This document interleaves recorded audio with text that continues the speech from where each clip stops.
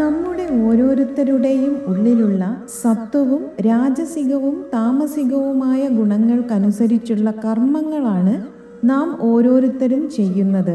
ഇതിൽ ഏത് ഗുണമാണോ നമ്മളിൽ കൂടുതലായിരിക്കുന്നത് അതിനനുസരിച്ച കർമ്മങ്ങൾ നാം ചെയ്തുകൊണ്ടിരിക്കും.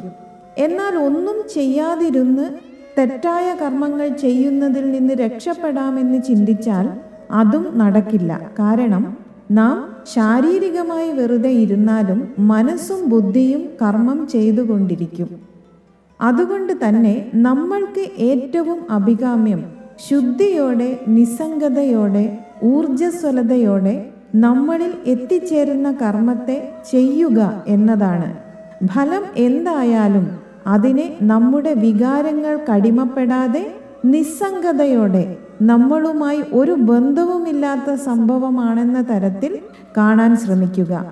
ജീവിതം ഒരു നദി ഒഴുകുന്നത് പോലെയാണ്.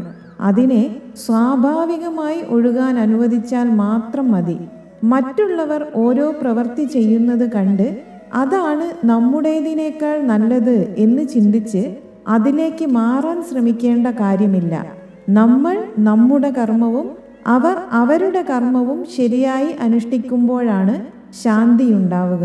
മറിച്ചായാൽ അത് മാനസിക സംഘർഷം ഉണ്ടാവാനുള്ള മാർഗം നമ്മൾ തന്നെ തിരഞ്ഞെടുക്കുന്നത് പോലെയാവും. ഒരു പ്രശ്നത്തിൽ നിന്നും ഒഴിഞ്ഞു മാറാൻ നമ്മൾ ശ്രമിക്കുന്നതിനനുസരിച്ച് അത് കൂടുതൽ ശക്തിയോടെ നമ്മളെ പിടികൂടുമെന്ന് മനസ്സിലാക്കണം.